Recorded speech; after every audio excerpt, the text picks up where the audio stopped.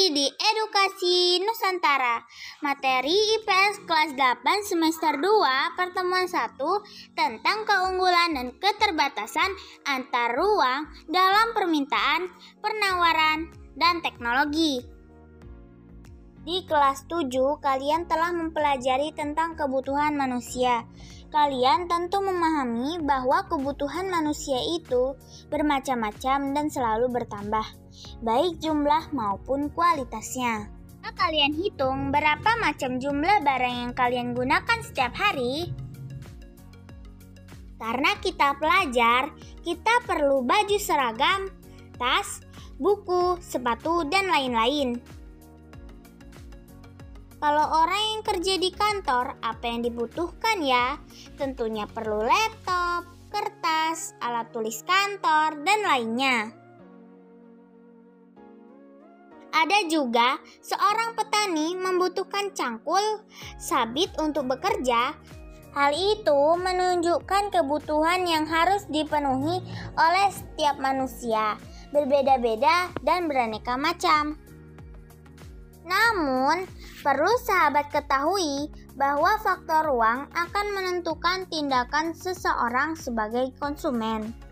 Masyarakat kota memiliki perilaku konsumsi yang berbeda jika dibandingkan dengan masyarakat desa, pegunungan, ataupun masyarakat pesisir pantai. Demikian pula tindakan atau perilakunya dalam mengalokasikan sumber daya yang ada. Dilihat dari fungsinya sebagai konsumen, masyarakat kota lebih banyak membeli barang dan jasa karena ditunjang pendapatan yang tinggi dan munculnya pasar-pasar modern seperti supermarket dan hypermarket.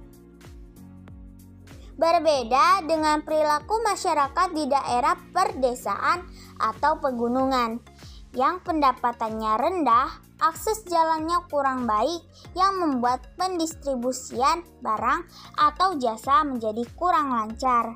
Akibatnya, masyarakat desa atau pegunungan lebih sedikit membeli barang dan jasa. Kalau kita tinggal di desa, pasti bisa lebih irit ya sahabat. Barang dan jasa yang dibutuhkan manusia sebagian besar dihasilkan oleh manusia dan hanya sebagian kecil yang disediakan langsung oleh alam. Oleh karena itu, manusia harus melakukan kegiatan untuk menghasilkan barang dan jasa yang biasa disebut dengan istilah produksi.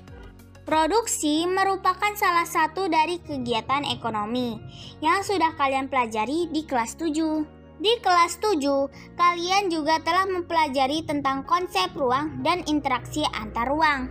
Salah satu yang menjadi alasan adanya interaksi antar ruang adalah perbedaan potensi dan sumber daya alam yang dimiliki. Sumber daya alam memiliki fungsi dan peran penting dalam kehidupan manusia. Manusia hidup dengan memanfaatkan sumber daya alam yang ada di sekitarnya. Tanpa tersedianya berbagai macam sumber daya alam di bumi ini, manusia akan kesulitan memenuhi kebutuhannya sehari-hari. Sebagai negara tropis yang memiliki ribuan pulau dan lautan yang luas, Indonesia mempunyai kekayaan alam yang cukup banyak. Di daratan, suhu dan curah hujan yang tinggi memungkinkan penduduknya menanam berbagai macam barang pertanian dan perkebunan. Curah hujan yang tinggi juga menjamin tersedianya air untuk kepentingan budidaya perikanan darat. Indonesia juga memiliki laut yang luas dan garis pantai yang sangat panjang. Potensi ikan di Indonesia cukup banyak. Di samping itu, ditemukan pula berbagai jenis bahan tambang di dasar laut. Di sepanjang pesisir juga terdapat kekayaan alam berupa terumbu karang, rumput laut, dan tentu saja keindahan alam yang dapat dikembangkan untuk kepentingan pariwisata. Indonesia memiliki terumbu karang terluas di dunia. Terumbu karang Indonesia tidak hanya luas, tetapi juga beraneka ragam dalam hal sumber daya hayati. Suatu daerah dapat dikenal sebagai penghasil barang tambang, akan tetapi daerah lain juga dapat dikenal sebagai penghasil hasil hutan atau pertanian. Hal ini dapat terjadi karena perbedaan keadaan geografis masing-masing daerah. Setiap daerah di Indonesia memiliki sumber daya alam yang beraneka ragam. Ada yang memiliki kelapa sawit, ada juga yang memiliki emas. Perbedaan potensi inilah yang dapat mengakibatkan terjadinya permintaan dan penawaran yang menimbulkan aktivitas perdagangan. Permintaan adalah sejumlah barang atau jasa yang diminta pada waktu dan jumlah tertentu. Kalau penawaran kebalikannya, yaitu jumlah barang atau jasa yang ditawarkan pada waktu dan jumlah tertentu. Perbedaan potensi daerah menyebabkan perbedaan keunggulan masing-masing daerah. Perbedaan potensi daerah bisa terjadi karena perbedaan teknologi. Setiap daerah memiliki keunggulan komparatif tersendiri. Sebagai contoh, Lampung memproduksi kopi, sedangkan Jawa Barat memproduksi beras.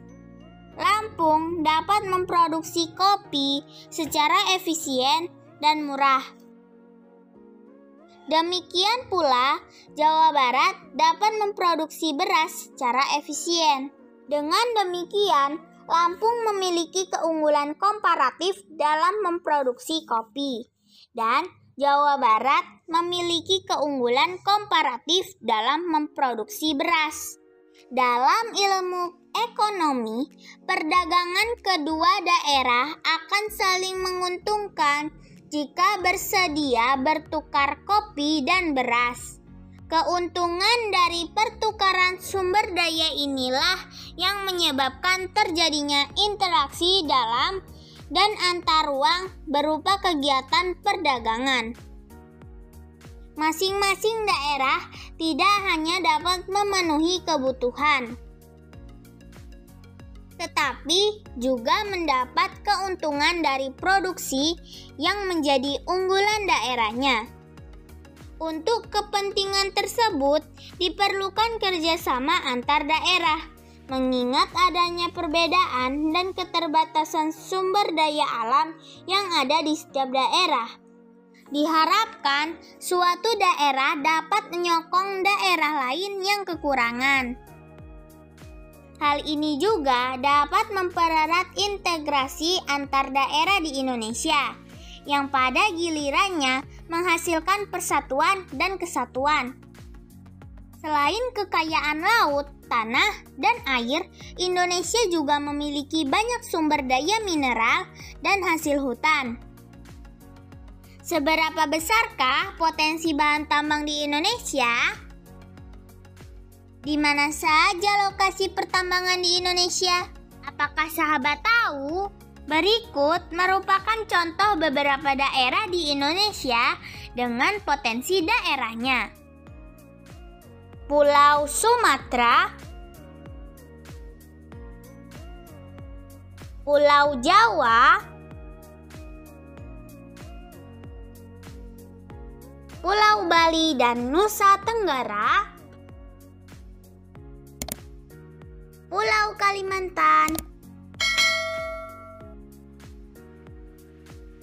Pulau Sulawesi, Maluku, serta Papua. Sumber daya alam yang terbesar di Indonesia memiliki manfaat yang besar bagi kehidupan manusia. Itu semua merupakan keunggulan yang dimiliki Indonesia, yang mengakibatkan munculnya penawaran beberapa produk hasil produksi Indonesia. serta munculnya permintaan negara lain atas produk Indonesia. Adanya penawaran dan permintaan akan produk mengakibatkan munculnya aktivitas perdagangan. Untuk lebih memperkaya pemahaman kita tentang manfaat sumber daya alam sebagai potensi daerah, sahabat lengkapi tabel di bawah ya. Selamat mengerjakan, ayo bersemangat. Sahabat memanfaatkan gadgetnya ya. Untuk searching manfaat sumber daya alam pada tabel. Oke sahabat, sekian untuk pelajaran kita hari ini. Maaf jika ada kesalahan. Tolong dimaafkan ya sahabat. Terima kasih.